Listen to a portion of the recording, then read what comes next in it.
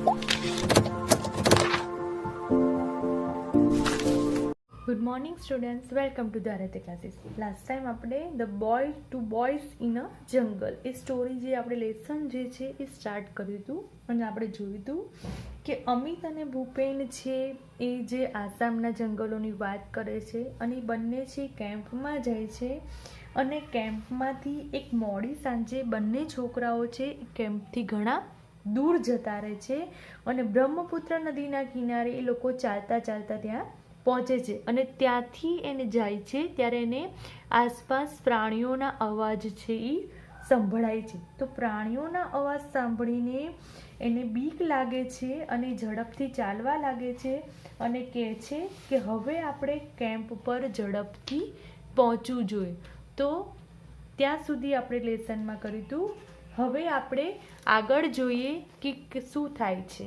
Okay, They heard the trumpet of elephants. બરાબર, elephants means હાથીઓ. તો તેમણે છે એ હાથીઓના અવાજ સાંભળ્યા. હર્ડ મીન્સ સાંભળ્યું. ટ્રમ્પેટ ઓફ એલિફન્ટ હાથીઓના અવાજ. હાથી જે અવાજ કરે ને ટ્રમ્પેટ કહેવાય. Amit was excited. અમિત છે એ ઉત્તેજિત હતો કેમ કે તેને આ બધું જોયું ન હતું એટલે તેને છે એ જોવાની અને જાણવાની બધી ઈચ્છા હતી એટલે એના માટે તે ઉત્તેજિત હતો. અમિત સે in an excited voice. Amit છે એ ઉત્તેજિત અવાજમાં બોલે છે. Do you think we will see any elephant. એટલે તને એવું લાગે છે કે આપણે કોઈ હાથી જોઈશું? ડુ યુ થિંક, તું એવું વિચારે છે કે આપણે કોઈ હાથી જોઈશું? ભૂપેન સે વેટ એટલે રાજો.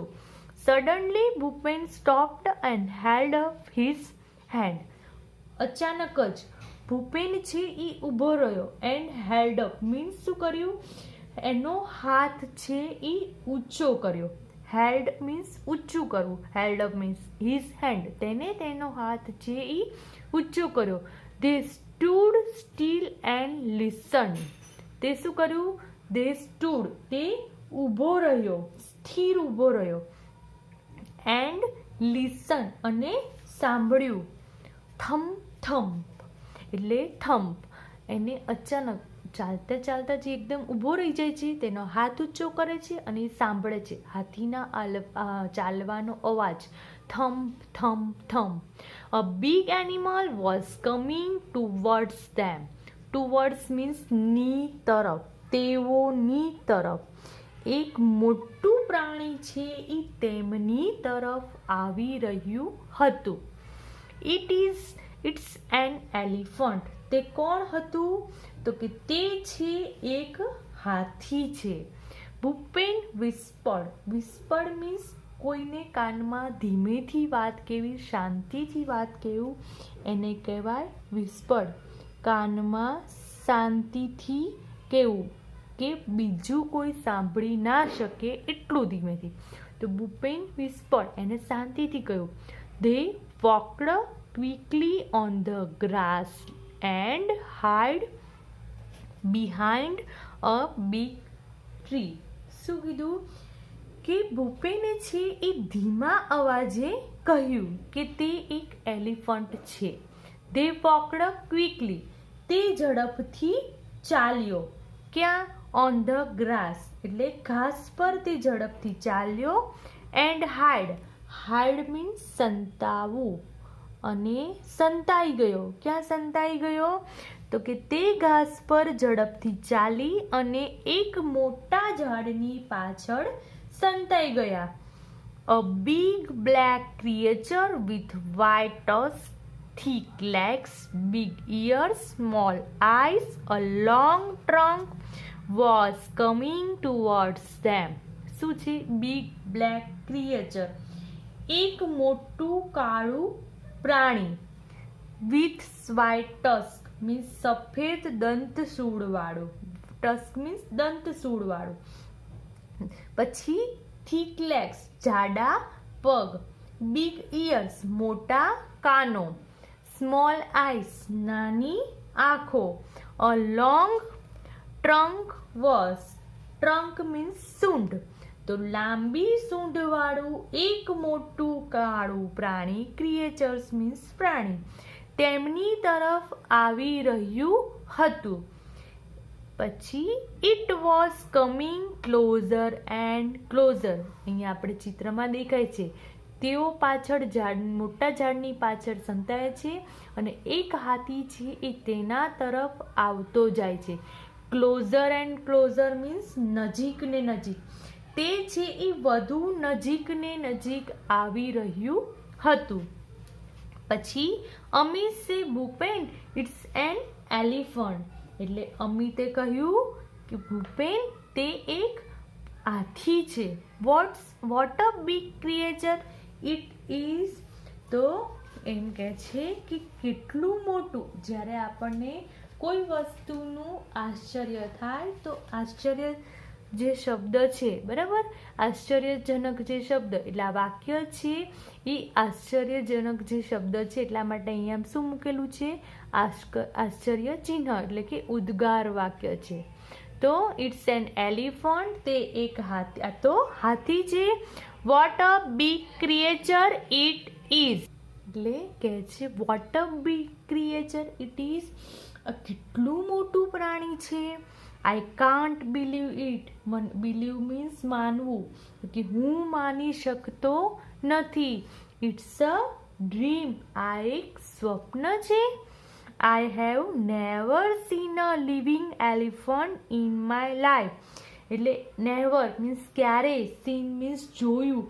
મેં ક્યારેય જોયું નથી. લિવિંગ એલિફન્ટ મીન્સ જીવતો હાથી મેં મારા જીવનમાં ક્યારેય જોયો નથી.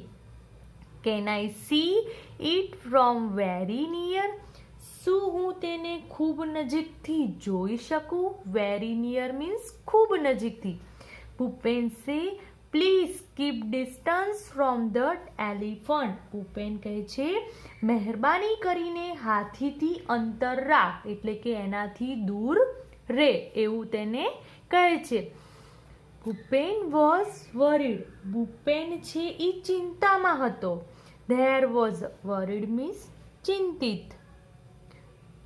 There was a large elephant about 30 feet away. કેટલું હતું? તો કે લાર્જ એલિફન્ટ અબાઉટ. કેટલા ફૂટ દૂર હતો? એ કે એક મોટો હાથી લગભગ 30 ફૂટ દૂર તેનાથી હતો. એટલે ભૂપેનને તેની ચિંતા હતી. He is angry. Bhupen whispered. શું કહ્યું? પાછો જે છે એ તે ગુસ્સામાં છે અને બોલે છે. ભૂપેન ધીમા અવાજથી બોલે છે કે તે ગુસ્સામાં છે. The elephant heard their voice. જે હાથી છે એ તેઓનો અવાજ સાંભળે છે. તેનો અવાજ એને સાંભળ્યો. હી સ્મેલ્ડ ધેમ. પ્રાણીઓને માણસની સ્મેલ આવે તો એ સ્મેલથી જ એને ખબર પડી જાય કે તેની આજુબાજુ કોઈ માણસ ત્યાં છે. એટલે પ્રાણીઓને તરત જ માણસની સ્મેલ આવી જાય. He smell them too. તેમને ગંધ પણ આવી જાય છે, બરાબર. He put his long trunk up in the air and trumpeted loudly. શું કર્યું એને? તો કે તેને છે એ લાંબી સૂંઢ ઇન એર એટલે હવામાં ટ્રંક અપ ઊંચી કરી એન્ડ ટ્રમ્પેટ લાઉડલી અને જોરથી અવાજ કર્યો. લાંબી સૂંઢ ઊંચી કરીને જોરથી અવાજ કર્યો. Bhupen and Amit could not move a bit. Bhupen અને અમિત છે મૂવ હલી શક્યા નહીં. અ બીટ જરા પણ તે લોકો હલી શક્યા નહીં. એટલે કે જરા પણ તે લોકો હલી શક્યા નહીં. Bhupen was afraid. ભૂપેન છે ડરતો હતો. અફ્રેડ મીન્સ થી ડરી જવું. થી ડરી જવું. પછી બટ અમિત વોઝન્ટ, પરંતુ અમિત છે એ ડરતો નહોતો, કેમ કે તેને તો આવું પહેલી વાર એક પ્રાણી જોયું હતું અને એની લાઈફમાં એ પહેલો ઇન્સિડન્સ હતો અને તે છે એને નજીકથી જોવા ઈચ્છતો હતો, તે તેનાથી દૂર જવા ઈચ્છતો નહોતો. એટલે અમિતની આજે લાઈફમાં ફર્સ્ટ ઇન્સિડન્સ છે જેને તે નજીકથી જોવા ઈચ્છતો હતો, જ્યારે ભૂપેન છે એનાથી બહુ જ ડરતો હતો. હી વોઝ એન્જોઈંગ હિમસેલ્ફ, એટલે અમિત છે એ ડરતો નહોતો પરંતુ એન્જોઈંગ માણી રહ્યો હતો, એની જાતે તે મજા માણી રહ્યો હતો. તો હવે આપણે આગળ જોઈએ. સ્લોલી ધ એલિફન્ટ કેમ ટુવર્ડ્સ ધેમ, ધીમે ધીમે હાથી તેઓની તરફ આવ્યો. નાવ હી વોઝ 25 ફીટ, હવે પહેલાં કેટલા ફૂટ દૂર હતો? 30 ફૂટ, અને હવે તે 25 ફૂટ દૂર હતો. He was shaking his head in anger, શું છે તો કે હાથી છે શેકિંગ મીન્સ હલાવવું, તો કે તે છે એ એંગર મીન્સ ગુસ્સામાં તેનું માથું હલાવતો હતો. He is going to attack us, શું હતું તો કે તે છે એ આપણા પર, એટેક મીન્સ હુમલો કરશે. ભૂપેન વિસ્પર ટુ અમિત, ભૂપેને શાંતિથી અમિતને કહ્યું. વી મસ્ટ ડુ સમથિંગ, આપણે કંઈક કરવું જોઈએ. Bhupen pulled out a big brown paper bag from his pocket. ભૂપેને શું કર્યું? પુલ્ડ આઉટ, એને એક છે એ મોટી બ્રાઉન કલરની જે પેપર બેગ એટલે કે કાગળની કોથળી હતી તેને તેના ખિસ્સામાંથી બહાર કાઢી. There were some sweets in it. તેની જે કોથળી છે એમાં શું હતું તો કે થોડીક મીઠાઈ હતી. He threw away the sweets on the grass. તેને જે છે એ જે મીઠાઈ હતી એ ઘાસ પર નાખી દીધી. બરાબર, ઘાસની ઉપર એને મીઠાઈ કોથળી બહાર કાઢી અને સ્વીટ છે ઘાસની ઉપર બહાર ફેંકી. He started to blow into the bag. શું કર્યું એને? બ્લો મીન્સ આપણે જેમ ફુગ્ગામાં હવા જેમ ભરીએ એમ એને કોથળીમાં હવા ભરવાનું શરૂ કર્યું. Soon the bag was like a big balloon. તરત જ છે એ કોથળી છે એ બિગ બલૂન મોટા ફુગ્ગા જેવી, લાઇક મીન્સ ગમવું નહીં, અહીંયા એના જેવું કમ્પેરિઝન કરી છે. એક જે મોટી કોથળી છે એ બેગ જેવી, બેગ છે એ મોટા ફુગ્ગા જેવી બની ગઈ હતી. He hit it hard with his hand. શું કર્યું? હાર્ડ મીન્સ જોરથી, વિથ હિઝ હેન્ડ તેના હાથથી, હિટ મીન્સ મારવું, તેને તેના હાથથી જોશથી માર્યું. બરાબર, કોની ઉપર? જે ફુગ્ગા જેવી કોથળી બની ગઈ હતી એ ફુગ્ગાને તેને તેના હાથથી એના ઉપર જોશથી એને માર્યું.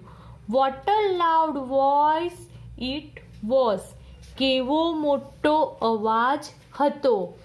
ઇટ જે કોથળી છે એ કોથળી ફૂટવાથી જે અવાજ આવ્યો તે કેવો મોટો હતો, તે મોટો હતો. પછી it echoed over the forest, forest means જંગલ, ઓવર ધ મીન્સ આખા જંગલમાં જે એકોડ, એકોડ મીન્સ ગુંજી ઉઠ્યો, જે અવાજ જે કોથળી ફૂટવાનો આવ્યો એ અવાજ જંગલમાં ગુંજી ઉઠ્યો. The elephant stopped, trumpeted angrily and turn અવે.